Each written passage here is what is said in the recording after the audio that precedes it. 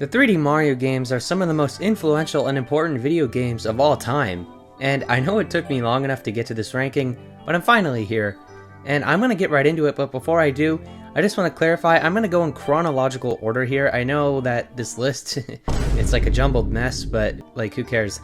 I'm gonna go in chronological order, so that means we're starting with Super Mario 64. And honestly, I'm gonna put it in S tier because it was the peak of 3D gaming at the time. It started everything, you know? But my joy for the game more so comes in the movement. It is still to this day the most enjoyable Mario game, that and Sunshine to me, as far as movement goes. I enjoy blasting through levels and discovering different ways to complete them. My problem though lies within the objectives. Some of them, most of them, are very, very basic and very monotonous.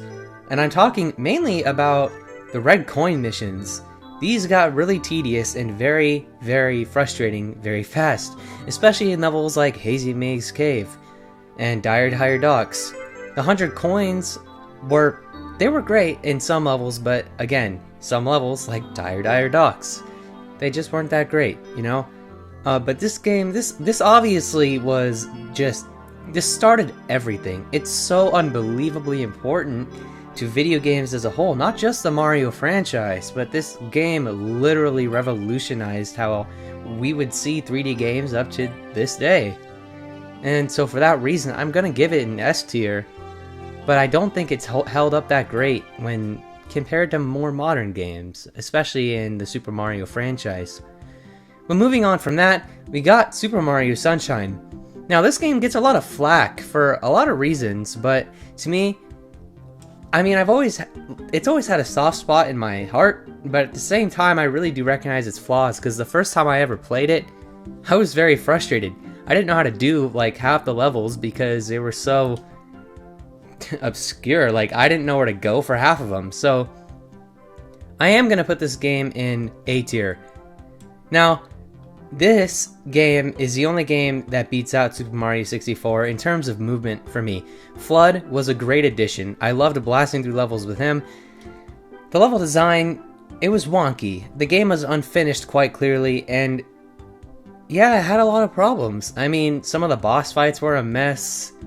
The levels were cool though, they were beautiful. It's a beautiful game. I'd say it's the first truly beautiful Mario game, at least in the 3D franchise, and yeah, I mean, it's got a lot going for it.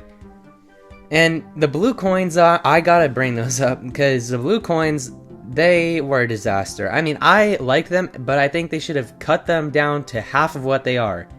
Because, as it stands, 240 blue coins, like, who wants to collect that much? Especially because there's nothing to tally it or mark which levels you've gone to get those blue coins. There's nothing but a coin counter. You can't see any marks on a map to see where you've gotten those coins. There's just nothing, you know? So I'm putting it in A tier, and yeah, I do love this game, but it does have issues, and I will forever see those, especially because of what it did to me the first time I played it. So yeah, moving on from that, oh my god, Super Mario Galaxy is the top of S tier. This game right here, wow, it really, like, this game will forever stick in my heart. This is my favorite video game of all time, in case you all care. I grew up with this game, but that's not even the reason I love it.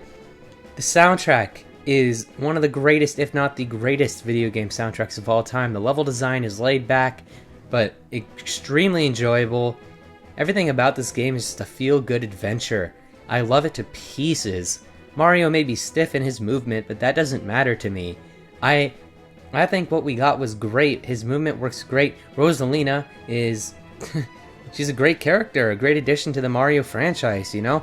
She's been put into Mario Kart, Mario Party, brought back for so many spin-offs and titles, and couldn't have had her without this game, so you really gotta owe a lot to Mario Galaxy. I mean, I know some people don't like the slower paced levels and stuff, but to me, it made from a great change of pace from 64 and Sunshine, which were constantly blasting you between levels. So Super Mario Galaxy was very chill. I also loved the Comet Observatory, everything about it. There really is no problems. that I have with this game. Well, I mean, the power-ups, they were a bit weak, and the spring mushroom wasn't that great. But overall, this game is really, it truly is close to perfect in every way.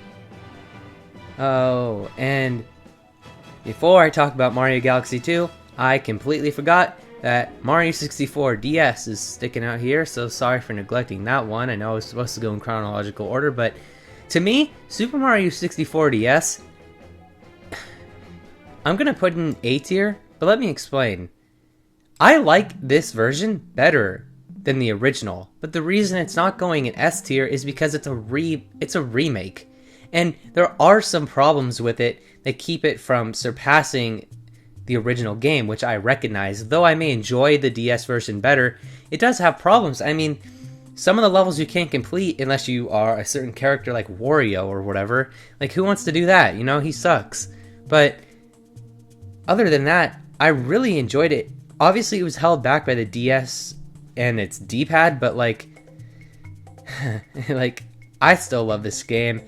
And it added some weird funky things, like, again, with the characters, like, Wario was the only one who could turn metal, Luigi was the only one who could turn invisible.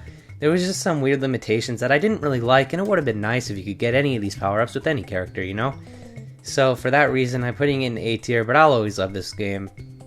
Alright, now it's Super Mario Galaxy 2. I have always had trouble deciding between which game is better, Mario Galaxy or Mario Galaxy 2. I still to this day cannot come up with a sincere conclusion because, to me, both of these games represent the pinnacle of what they both stand for. Super Mario Galaxy 2 is the highest point in straight to the bone platforming. I mean, everything about its simple structure is perfect. It's executed to perfection. I absolutely adored the levels in this game. I do think the levels are better in Mario Galaxy 2, as I think the focus was placed more on the levels rather than, you know, like the Comet Observatory. Now we have Starship Mario, which isn't that great, but I still love it because it's got a great atmosphere, and I actually like the quicker level selection menu. To me, it worked better, and yeah, it's definitely an S tier. Sure, Lubba, I mean, he's not as great as Rosalina, let's be honest, but this game brought so much to the Mario franchise. Like, it's great. It's just like its predecessor, but honestly benefits from being a sequel in so many ways. The soundtrack is just as good, if not better, in some people's opinions. To me, they're both just as great. I love them both to death. And I will never in my life be able to select between these two because they're so great. I do like how the prankster comments were handled way better in Galaxy 2, I will say. They're way less monotonous and more spread out. Each level that has one includes a new, unique challenge that actually feels fulfilling and rewarding to get through, which I really enjoyed. I mean, I honestly do think Galaxy, the only thing it had wrong with it was the prankster comments, and they weren't bad by any means, but they were a lot slower paced and could be a bit tedious at times. But Mario Galaxy 2 completely rectifies that issue, changes it, and on top of that, you got the green stars. The game doubles in size after completing all 120 regular power stars. 120 more green ones just fly out from nowhere. And I honestly like the green stars better. I like the end game more than the original Galaxy because finding these, while tricky, was a fun challenge and a great excuse to revisit these levels. My only problem with it was the loading screens were ridiculous. Like, there's no reason we should have had to wait through all those loading screens. So, yeah. Overall, I enjoy the platforming more in Galaxy 2, but I enjoy the more laid-back nature of the original better. So now, it's on to 3D Land. Sorry guys, but there's not going to be any games in the D tier, I'm just saying right now. 3D Land for me is also an A tier. This game is supremely underrated. I will forever love 3D Land. I think it's got a great soundtrack, it's got great level design. You have to keep in mind this game was meant for on the go. Road trips, in your hand, gameplay, 3DS. You know, it's not supposed to be a big television screen experience, it's supposed to be quick on the go trips. It executes that perfectly. It doesn't need some big overworld or menu layout. It's totally fine just having a simple level select menu I think that was done perfectly. You know, you even got a special world at the end. They did go above and beyond, because this is another game that doubles in size once you beat it. You get the special worlds, which was great, and I loved that. So, to me, you know, it's gonna be an A tier. And I know lots of people, yeah, sure, they might put it in B or C, but honestly, why? You know, it pulled its job off great as a 3DS title. There's nothing it could have done better, you know? Like, if this was a console experience, sure, it would have fallen flat. But, no. At the 3DS game, it was great. Great power-ups, great music, great levels, just fun. Just good overall fun, and very nostalgic for me too. But on to the sequel, 3D World. This is an S tier. This game received so much unnecessary flack for years and years on end until Odyssey finally came out in 2017, which I personally feel like completely changed people's experience and thoughts on 3D World, because with the release of Odyssey, people began to really appreciate 3D World for what it was and not what it should have been. You know, it coexists with Odyssey in a world where now we can have two types of 3D Mario side by side. We can have a giant open world like Odyssey, and we can have a more linear, okay, alright, not D tier, whatever. We can have a more open game like Odyssey and a more linear experience like 3D World. They both work great together, and I hope Nintendo continues to continue giving us these games side by side. You know, it would be great. I like the balance between extremely open and then, you know, not so open. But 3D World, wow, where to even begin? The soundtrack is great. Jazz fits Mario like a glove, and I'm surprised it took him this long to get to that genre of music with him. That is perfect. The character selection is great. You can unlock Rosalina too, which is awesome. The level design is great. This game's got one of the greatest level designs in the entire franchise. Each level is tight, compact, and works perfectly to the game, and everything about it just fits great.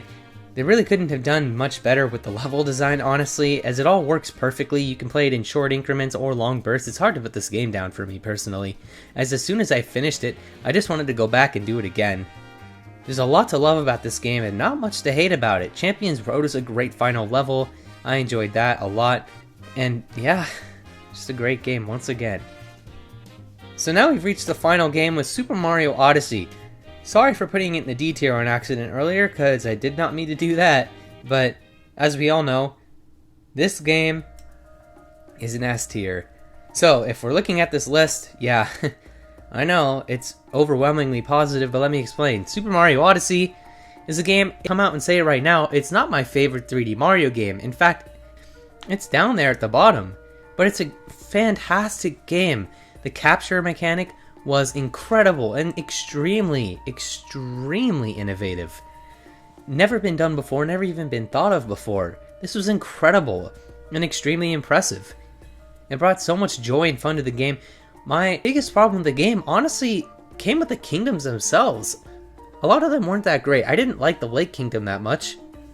That was probably the worst one in the game for me personally. And I wasn't a big fan of just most levels. I mean, I know the Wooded Kingdom was great and all that, but just when you compare it to the Galaxy games, 64, I just feel like those games make up for in quality and quantity compared to Odyssey. Odyssey has great kingdoms and levels, but the ones that fall flat, they really do fall flat. But I do love them. They do have great atmosphere. The soundtrack is great as always. It's not my favorite, but I do love it. It's still great. And yeah, you can't go wrong with Odyssey. You can't go wrong with any of these games. So yeah, this is my ranking for all the 3D Mario games. I hope you guys enjoyed. Thank you all so much for watching, and I'll see you in the next one.